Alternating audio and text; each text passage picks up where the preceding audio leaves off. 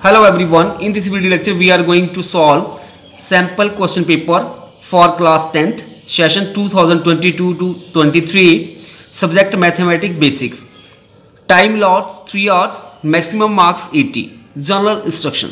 First one, this question paper has 5 sections A, B, C, D and E. Section A has 20 multiple choice question carrying 1 marks each. Section B has 5 short answer type 1 question carrying 2 marks each. Section C has 6 short types second questions carrying 3 marks each. Section D has 4 long answer type question carrying 5 marks each. Section E has 3 case based integrated unit of assessment 4 marks each with sub part of the value of 1, 1 and 2 marks each respectively.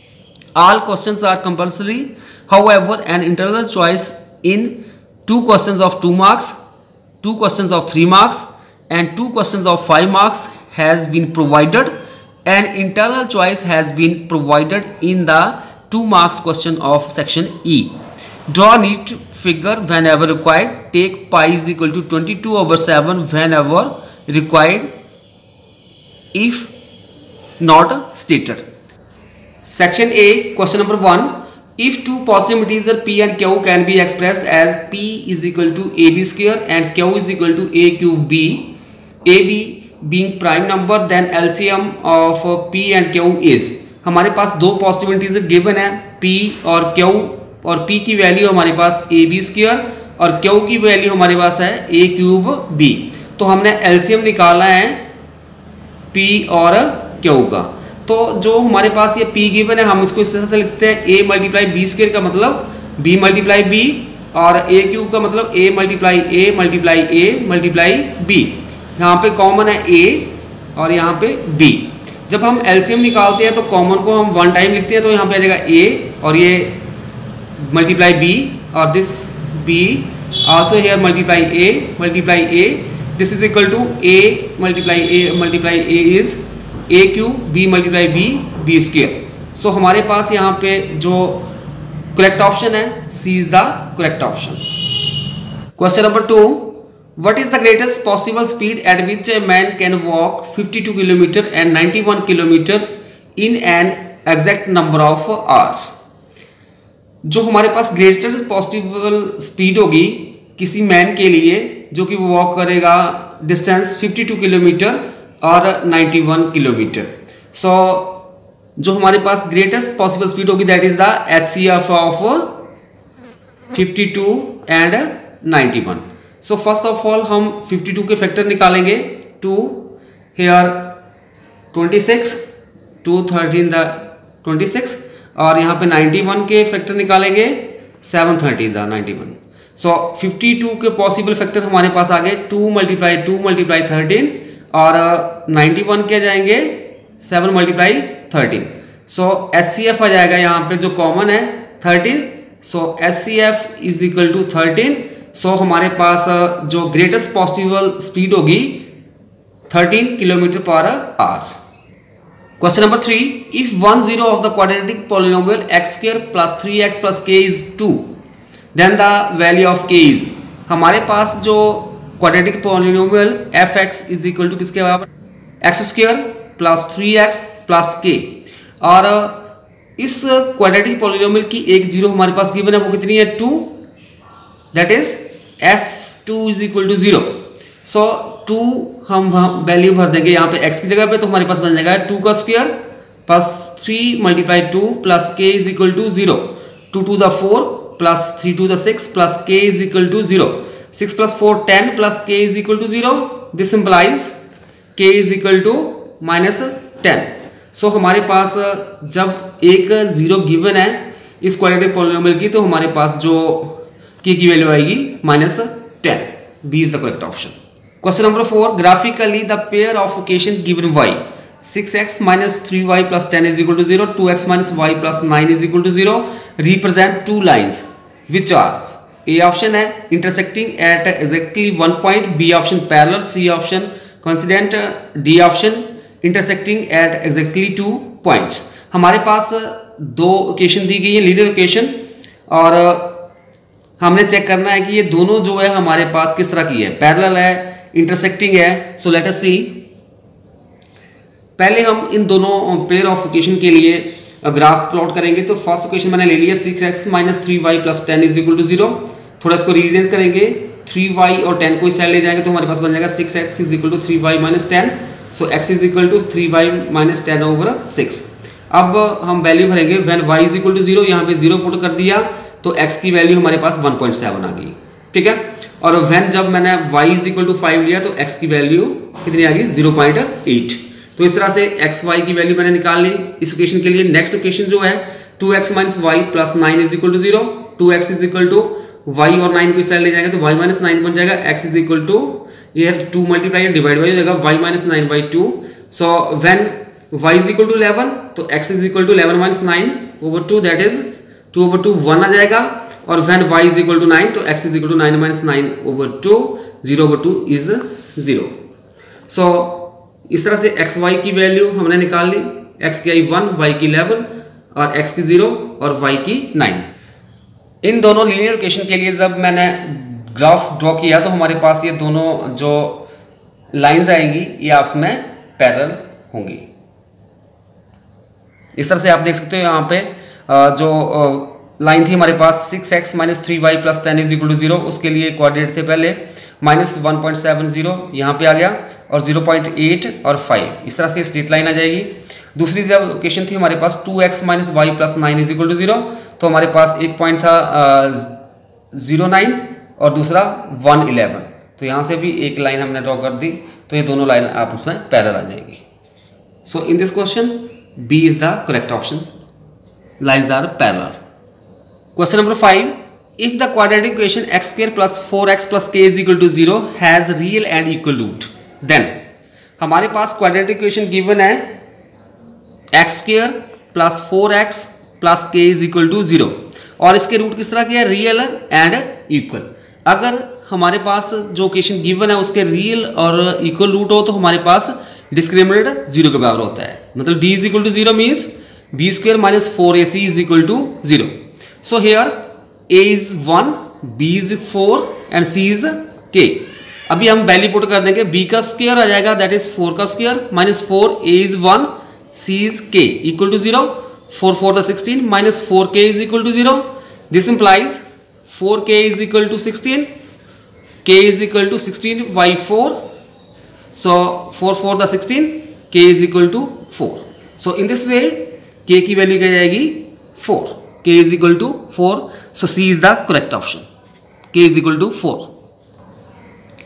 Next question number 6, the perimeter of a triangle with vertices 0 4 0 0 and 3 0 is, हमारे पास vertices दिए है triangle के और हमने इसका parameter निकालना है। तो यहाँ पे मैंने एक ABC ट्राइंगल ले ली और A जो वर्टिसेस है उसके कोऑर्डिनेट ले लिए 0 4, B के 0 0 और C के 3 0।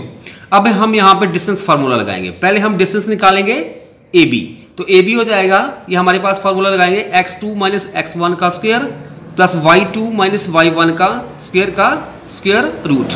सो AB इज इक्वल टू हो जाएगा हमारे पास 0 माइनस 0 का स्क्वायर प्लस 0 माइनस 4 का square. So here this is 0 square और 4 का स्क्वायर 16 का रूट 4। फिर हम BC निकालेंगे तो BC भी उसी तरह से 3 माइनस 0 का स्क्वायर, 0 माइनस 0 का स्क्वायर, सारे का square root, this is equal to square root of 9, 3 आ जाएगा। अब हम निकालेंगे AC, सो हमारे पास यहाँ पे बन जाएगा 0 माइनस 3 का स्क्वायर और 4 माइनस 0 का स्क्वायर, 3 का स्क्वायर 9 और 4 का 16, 25 बन जाएगा, आ जाएगा 5। सो पेरीमीटर होता है ट्राइंगल का sum of all side. So AB plus BC plus CA, this is equal to 4 plus 3 plus 5, this is equal to 12 unit. So in this question B is the correct option, 12 unit. Next question number 7, if in triangle ABC and DEF AB over DE equal to BC over FT, then they will be similar when, हमारे पास दो triangle given है ABC और DEF और उनकी जो ratio है side की वो इक्वल है, तो हमारे पास जो एंगल है यहाँ पे angle B is equal to angle D. So C is the correct option. Question number 8. In which ratio the y-axis divide the line segment joining the points 5 minus 6 and minus 1 minus 4? इस question में हमारे पास एक line segment given है, तो मैंने A B line segment ले लिया। ए के कोऑर्डिनेट आ गए 5 माइनस 6 और बी के -1 -4। और जैसा कि गिवन है, जो हमारे पास रेशो निकालनी है, y axis divide the line segment. Y axis divide कर रहा है लाइन सेगमेंट को, मीन्स उसका जो एक्स कोऑर्डिनेट 0 होगा, सो पी 0y आ जाएगा। अभी यहाँ पे हम सेक्शन फार्मूला का यूज़ करेंगे। हम मान लेते हैं लेट जो रेशो आ रही है वो हमारे पास के रेशो 1 है। सो यहाँ पे हमारे पास सेक्शन फार्मूला का यूज़ करेंगे, तो हमारे पास बन जाएगा k multiply -1 plus 1 multiply 5 over k plus 1।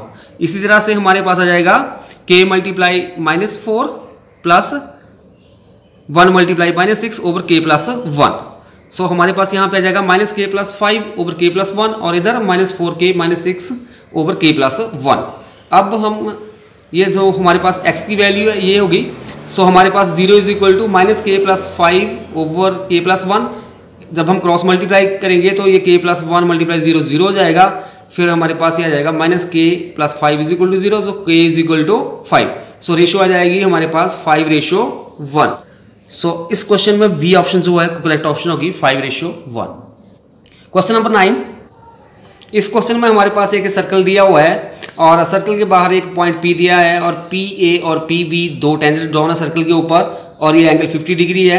हमने इस क्वेश्चन में जो एंगल OAB ये बड़ा एंगल है, इसको निकालना है। अभी आप देख सकते हो यहाँ पे AB जो है एक कॉर्ड है सर्कल की, और फिर यहाँ से AO और OB को मिलाया हुआ है, तो OA is equal to OB होगा क्योंकि ये रेडियस है, इक्वल होगा।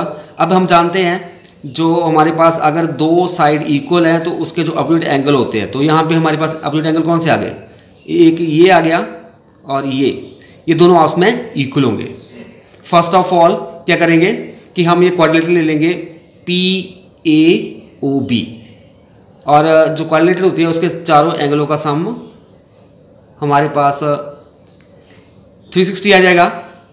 तो हमारे पास आ जाएगा 50 प्लस 90 प्लस 90 और ये angle x। So 50 plus 90 plus x is equal to 360, और 90 प्लस 90 प्लस 50 आ जाएगा 230 plus x is equal to 360। So x is equal to 360, यहाँ पे -230 बन जाएगा। So x is equal to 130, x निकल गया 130। अब हम ट्राइंगल ले लेंगे AOB, यहाँ पे हम एंगल सम प्रॉपर्टी लगा देंगे। तो हमारे पास एंगल x और angle OAB plus OBA equal to 180। अब हमारे पास ये एंगल OAB इक्वल टू किसके है, OBA, तो हम OBA की जगह OAB भर देंगे। तो हमारे पास ये बन जाएगा 130 plus angle OAB plus angle OAB is equal to 180। So हमारे पास यहाँ पे ये आ गया दोनों 2 एंगल OAB इक्वल टू 180, 130 को चले जाएंगे -130 बन जाएगा। सो 180 -130 दैट इज 50। तो यहाँ पे 2 मल्टीप्लाई डिवाइड हो जाएगा, 50 को 2 से डिवाइड करेंगे तो हमारे पास आएगा 25। सो हमारे पास यहाँ पे A is the correct option 25 degree. Next question number 10। If sine A is equal to 1/2 then the value of secant A. हमारे पास साइन ए की वैल्यू दी है 1/2, हमने सीकेंट ए निकालना है। सो हमने सबसे पहले एक राइट एंगल ट्राइंगल बना ली ABC, और इसमें एंगल ये आ गया A। सो साइन ए होता है परपेंडिकुलर ओवर हाइपोटेन्यूज, परपेंडिकुलर आ जाएगा BC और हाइपोटेन्यूज AC, और किसके बराबर है 1/2 के बराबर है। तो हमारे पास परपेंडिकुलर 1 हाइपोटेन्यूज 2। फिर हम पाइथागोरस थ्योरम लगा देंगे, 2 का स्क्वायर इज इक्वल टू 1 का स्क्वायर प्लस AB का स्क्वायर। फिर 2 का स्क्वायर आ जाएगा हमारे पास 4 is equal to 1 plus AB square. फिर 1 को चले जाएंगे तो -1 हो जाएगा, तो AB square is equal to 3, तो AB कितना आ गया √3। अब हम निकालेंगे सीकेंट ए। सीकेंट होता है हमारे पास यहाँ पे आ जाएगा AC ओवर AB, मतलब हाइपोटेन्यूज ओवर बेस। तो हाइपोटेन्यूज क्या है 2 और बेस क्या आ गया √3। सो हमारे पास यहाँ पे इन चारों ऑप्शन में से कोई ऑप्शन नहीं है, तो करेक्ट ऑप्शन हमारे पास आ जाएगी 2 ओवर √3। यहाँ पे क्वेश्चन में ये चारों ऑप्शन गलत हैं, करेक्ट ऑप्शन होगी 2 ओवर √3। नेक्स्ट है question number 11, √3 cos square A plus √3 sin square A is equal to. So हमारे पास यहाँ पे हम √3 कॉमन निकालेंगे, अंदर बच जाएगा cos square A plus sin square ए, और cos square A plus sin square ए 1 के बराबर होता है, तो √3 मल्टीप्लाई 1 इक्वल टू √3। सो हमारे पास C is the correct option. Next है question number 12, the value of cos 1 degree, cos 2 degree, cos 3 degree, so on cos 90 degree is. So जब हम वैल्यू निकालेंगे, cos 1 डिग्री की वैल्यू होती है 0.99 something, इस तरह से सारी की वैल्यू आएगी, बट cos 90 की वैल्यू हमारे पास 0 होती है। तो जब हम मल्टीप्लाई करेंगे 0 के साथ, मतलब सभी जो वैल्यू आएंगी जो पीछे एंगल बच गए cos के, तो वो हमारे पास क्या बन जाएगा 0। सो हमारे पास यहाँ पे B is the correct option. Question number 13, if the perimeter of a circle is equal to that of square then the ratio of their area. हमारे पास गिवन है जो पैरामीटर है सर्कल का वो किसके बराबर होता है, पैरामीटर ऑफ स्क्वायर के बराबर। पैरामीटर ऑफ सर्कल हो जाएगा 2πr, और जो पैरामीटर ऑफ स्क्वायर होता है 4 multiply side that is 4a। यहाँ पे हमने रेडियस ले ली सर्कल का r, जो साइड है स्क्वायर की वो a ले ली, तो थोड़ा इसको रीअरेंज करेंगे तो a is equal to 2πr/4 बन जाएगा, इस साइड जाके ये 4 डिवाइड बाई हो जाएगा, तो this is equal to 2 to the 4, तो πr/2। तो a की वैल्यू कितनी आ गई हमारे पास, πr/2। क्वेश्चन में हमने निकालना है कि जो इनका एरिया होगा उसका रेशियो, तो area of circle over area of square. Area of circle होता है πr² और एरिया ऑफ स्क्वायर होता है साइड का स्क्वायर। साइड क्या हमारे पास स्क्वायर की a, तो a² बन जाएगा। अब a की वैल्यू πr/2 भर देंगे हम यहाँ पे, तो ये बन जाएगा πr/2 का square. So this is equal to πr², यहाँ पे π²r²/4 हो जाएगा, 4 मल्टीप्लाई हो जाएगा न्यूमिनेटर में जाके।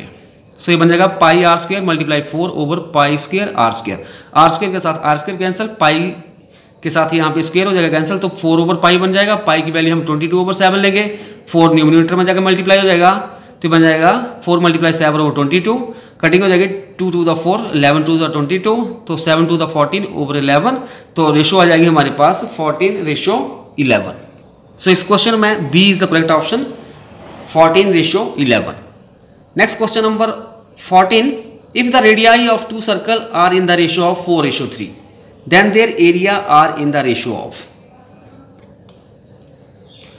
क्वेश्चन में गिवन है 2 सर्कल है और उनके रेडियस की जो रेशियो है 4:3 है, तो जो उनकी एरिया की रेशियो होगी वो हमने निकालनी है। Ratio of radii of 2 circle is 3:4।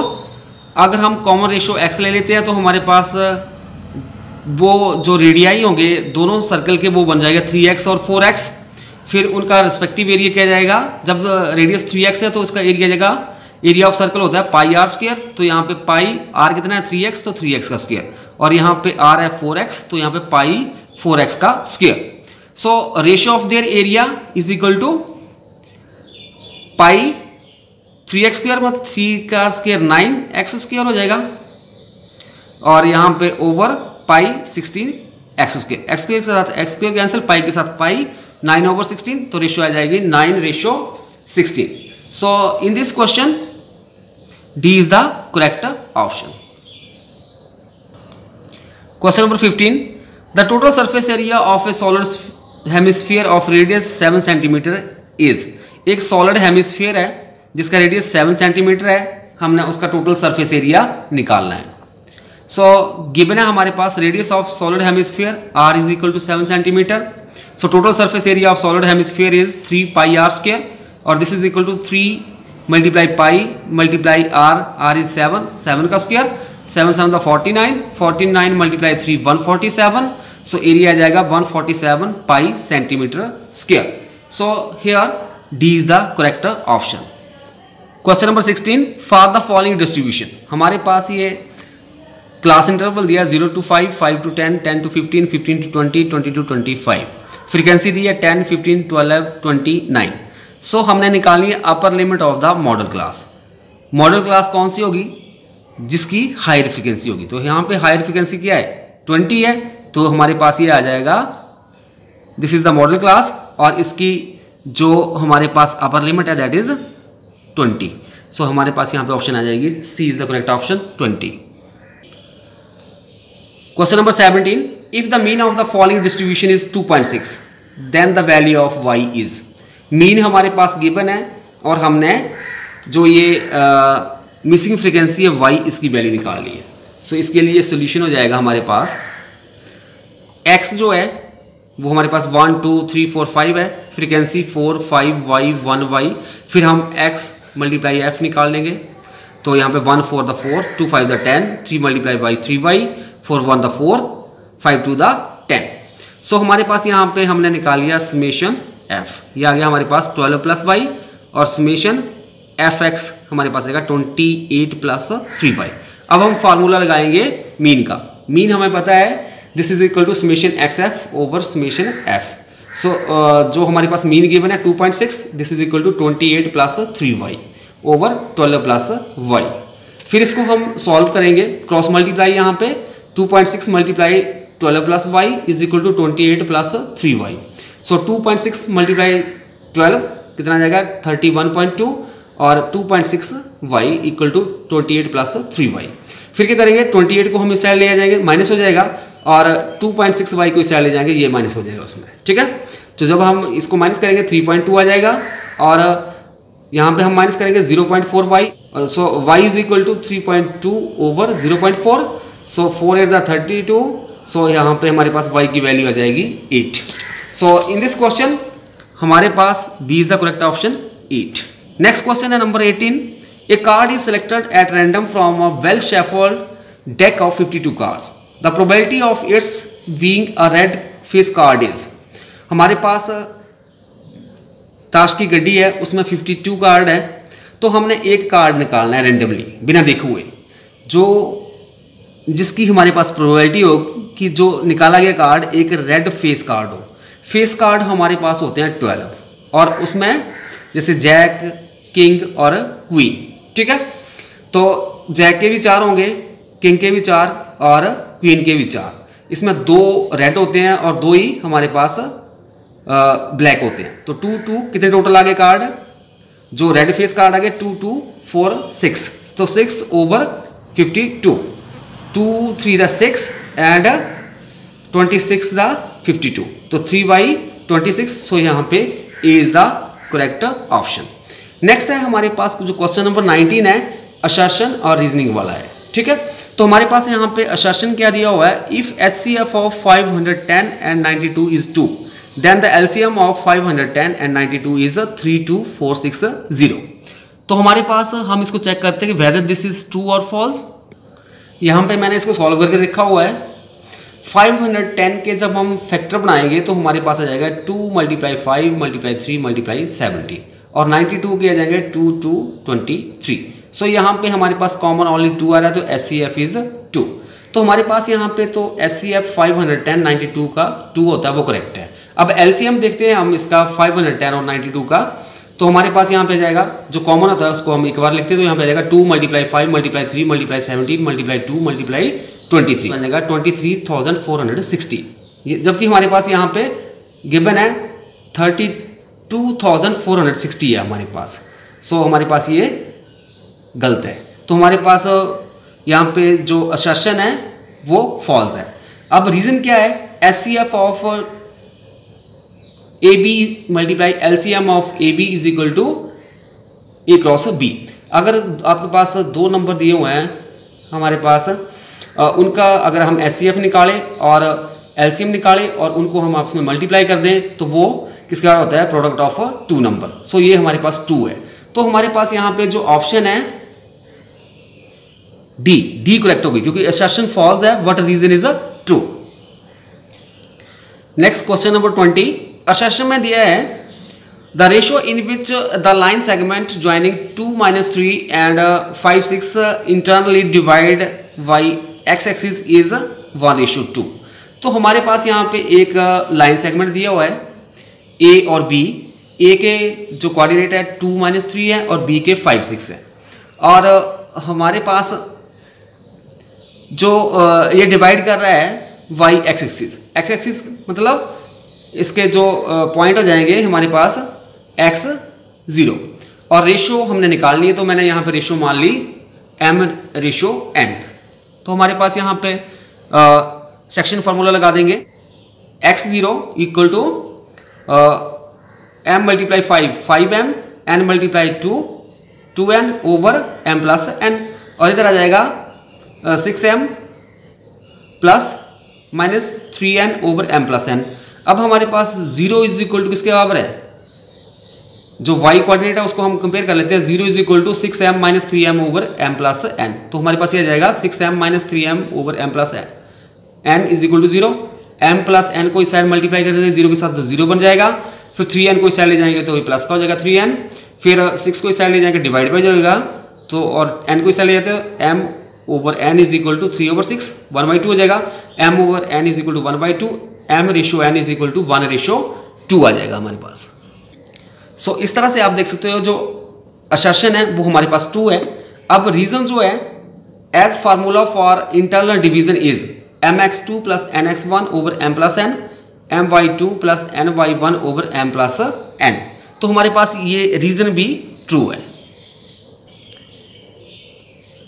सो यहाँ पे हमारे पास जो ऑप्शन ए जो है करेक्ट होगी, यहाँ पे both assertion and reason are true and reason is the correct explanation of A, मतलब असर्शन, क्योंकि इसी फार्मूले का हमने जो रीजन में फार्मूला दिया है इसी का यूज करते हुए हमने ये शो कर दिया कि जो लाइन ज्वाइनिंग 2 - 3 5 6 और डिवाइड करेंगे x एक्सिस को 1:2 में। सो इस तरह से हमारे पास यहाँ पे ए ऑप्शन करेक्ट ऑप्शन होगी।